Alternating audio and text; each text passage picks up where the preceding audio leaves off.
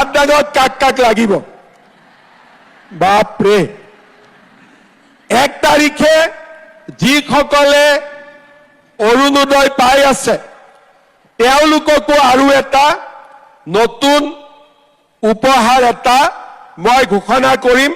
আজি নকওঁ কি কৰিম 7 দিন আপোনালোকে ধৈৰ্য ধৰক হ'ব 1 তাৰিখে সবে শুনি থাকিব 117 টকাত আমি আপোনালোকক 1 কেজি দালি 1 কেজি নিমখ আৰু 1 কেজি চেনি দিছো 117 টকা হলেও দোকানীক 120 টকাই দিব লাগে 3 টকাটো ঘূৰাই নিদিয়ে নে দিয়ে দিয়ে নে নিদিয়ে নিদিয়ে নিদিয়ে বুলি কোৱা সকলে হাত দাঙকচোন আৰু দিয়ে বুলি কোৱা সকলে হাত দাঙক 3 টকাটো ঘূৰাই দিয়ে দিয়ে কিছুমানক নিদিয়ে কিছুমানক দিয়ে 1 জানুৱাৰীৰ পৰা 3 টকাটোৰ জামেলাও আমি মাৰি দিম 100 টকা দিলে আপোনালোকে 1 কেজি দালি 1 কেজি চেনি 1 কেজি নিমখ পাই যাব যে 1 জানুৱাৰীৰ পৰা আপোনালোকেতো 100 টকাতে 3টা বস্তু পাব অহাবাৰ বিজেপি চৰকাৰ বনাই দিব 100 টকাটো নোহোৱা কৰি দিম মহিলা উদ্যমিতা আঁচনি আৰম্ভ কৰিছিলো আৰু আমাৰ লক্ষ্য যে 8 লাখ নহয় 40 লাখ মহিলা লাখপতি বাইদেউ হওক পৰৱৰ্তী পৰ্যায়ত মহালাখপতি বাইদেউ হওক আৰু আমি অসমখন আত্মনিৰ্ভৰশীল বা স্বাৱলম্বী হিচাপে নিজৰ ভৰিৰ ওপৰত আমি নিজে থিয় দিওঁ এই প্ৰক্ৰিয়া যদি আজি 15 বছৰ 20 বছৰ আগৰ পৰাই আৰম্ভ হ'লহেঁতেন আজিলৈকে অসমৰ অৰ্থনীতিয়ে এটা নতুন দিগন্তলৈ গতি কৰিলেহেঁতেন আগৰ চৰকাৰসমূহে মহিলাসকলৰ এই শক্তিক স্বীকাৰ কৰিব পৰা নাছিল মাতৃ জাতিৰ মাজত লুকাই থকা শক্তিক তেওঁলোকে চিনি পোৱা নাছিল তাৰ কাৰণে আমি এই আঁচনি 2025ত লৈছো যাক হয়তো 2005-10 চনতে লোৱাৰ প্ৰয়োজনীয়তা আছিল এই আঁচনিখন আমি আগুৱাই লৈ যাব খুজিছো প্ৰথমতে আজি আমি আপোনালোকক 10,000 টকাকৈ চেক দিম এই 10,000 টকা আমি কেনেকৈ ব্যৱহাৰ কৰিম এই সিদ্ধান্ত আপোনালোকে ল'ব লাগিব কোনে কোনে মোবাইল কিনিব হাত দাঙকচোন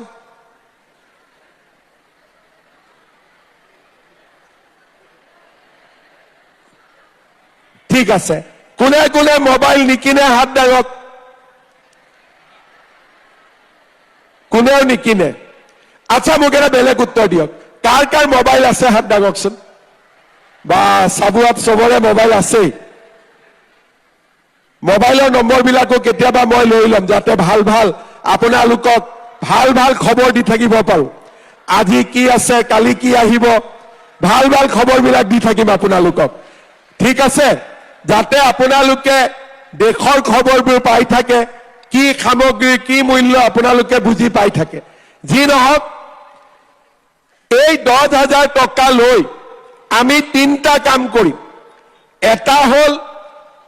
আমি গ্ৰুপত 10,000 টকাকৈ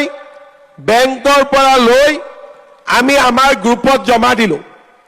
1 লাখ টকা হল গ্ৰুপত আৰু গ্ৰুপটোৰ পৰা আমি ব্যৱসায় কৰিব পাৰো বা কোনোবাই ব্যৱসায় কৰিলে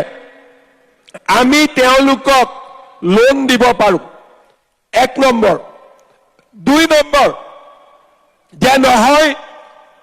আমি গ্ৰুপত নিদিও কাৰণ গোটত আমি আগতে দিছোৱেই গোটত ৰিভলভিং ফাণ্ডো আহিছে এইবাৰ আমি নিজে কিবা এটা কৰিম কোনো আপত্তি নাই আমি নিজে কুকুৰা পুহিলো হাঁহ পুহিলো গাহৰি পুহিলো সিলাই মেচিন কিনিলো তাঁতশালৰ বাবে সূতা কিনিলো আপোনালোকে নিজেও 10,000 টকাটো ব্যৱহাৰ কৰিব পাৰিব কোনোবা মহিলাই ক'ব যে মই গ্ৰুপতো নিদিওঁ কিন্তু নিজেও কিবা এটা কৰিবৰ কাৰণে মোৰ ভয় লাগি আছে যদি টকাটো অথলে যায় তেতিয়া আমি কি কৰিম আমাৰ হাজবেণ্ডে কিবা এটা ব্যৱসায় কৰি আছে বা ঘৰৰ কিবা এটা ব্যৱসায় আছে তাতে আমি 10,000 টকাটো বিনিয়োগ কৰিব পাৰোঁ আৰু স্বামী আৰু পত্নীয়ে মিলি পেলাইও আমি এটা ব্যৱসায় গঢ়ি তুলিব পাৰোঁ 6 মাহ 7 মাহ পিছত আমি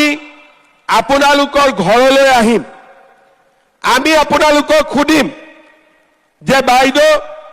10,000 টকাটো পাইছিলে বোলে মই পাইছিলো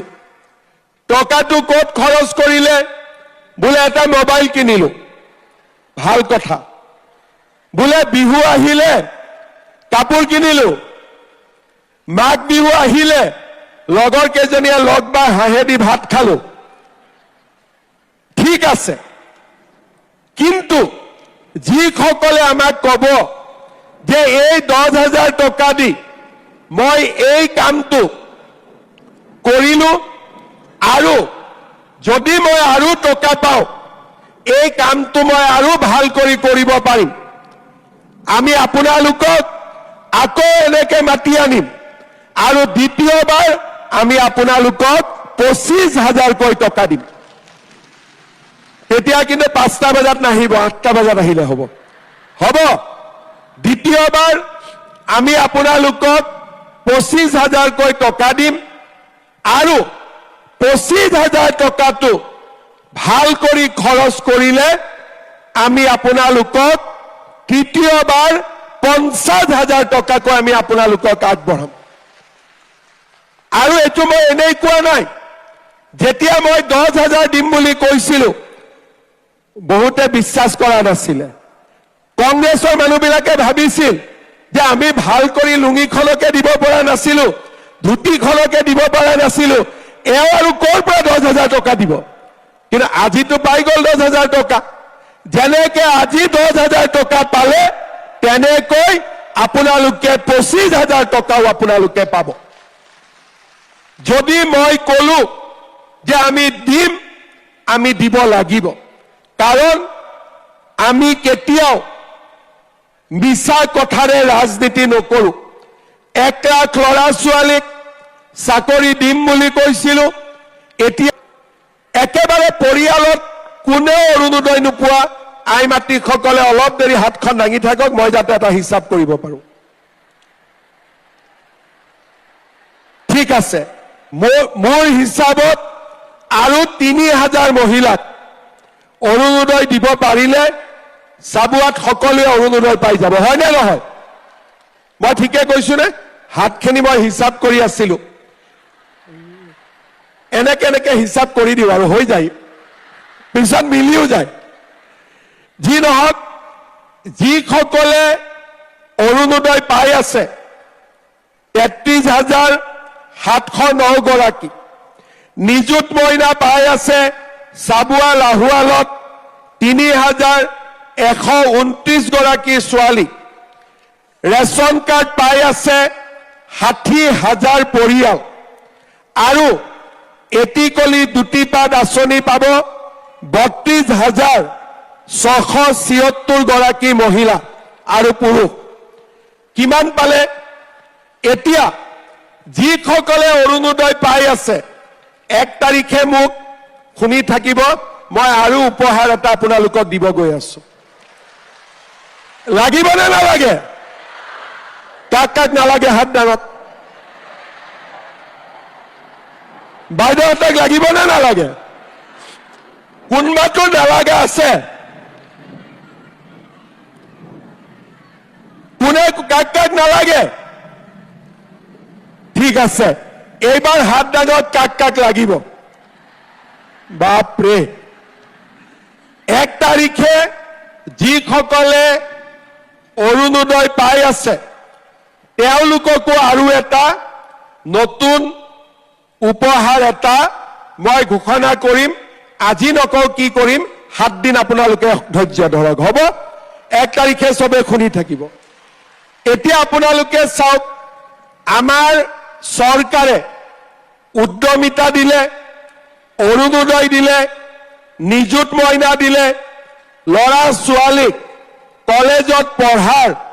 ব্যৱস্থা বিনামূলীয়াকৈ কৰি দিলে। প্ৰধানমন্ত্ৰী ডাঙৰীয়াই আমাক বিনামূলীয়াকৈ চাউল দিলে। এতিয়া আমি কি কৰিছো, চাউলৰ লগতে 117 টকাত আমি আপোনালোকক 1 কেজি দালি, 1 কেজি নিমখ আৰু 1 কেজি চেনি দিছো। 117 টকা হলেও দোকানীক 120 টকাই দিব লাগে। 3 টকাটো ঘূৰাই নিদিয়ে নে দিয়ে? দিয়ে নে নিদিয়ে? নিদিয়ে বুলি কোৱা সকলে হাত দাঙকচোন, আৰু দিয়ে বুলি কোৱা সকলে হাত দাঙক। 3 টকাটো ঘূৰাই দিয়ে? দিয়ে। কিছুমানক নিদিয়ে, কিছুমানক দিয়ে। 1 জানুৱাৰীৰ পৰা 3 টকাটোৰ জামেলাও আমি মাৰি দিম। 100 টকা দিলে আপোনালোকে 1 কেজি দালি, 1 কেজি চেনি, 1 কেজি নিমখ পাই যাব। ভাল হ'ব নে বেয়া হ'ব? এতিয়া চৰকাৰে দিয়া দালি, চাউল, নিমখ আপোনালোকে কিনিছে নে নাই? লাহেকৈ কৈ আছে, মই শুনা নাই। কিনিছে নে নাই? কোনে কোনে কিনিছে হাত দাঙকচোন। চবেই কিনিছে। দালিৰ কোৱালিটিটো ভাল নে বেয়া? চেনিৰ কোৱালিটিটো ভাল নে বেয়া? এতিয়া মই মাজে মাজে চিন্তা কৰি থাকো যে 1 জানুৱাৰীৰ পৰা আপোনালোকেতো 100 টকাতে 3টা বস্তু পাব।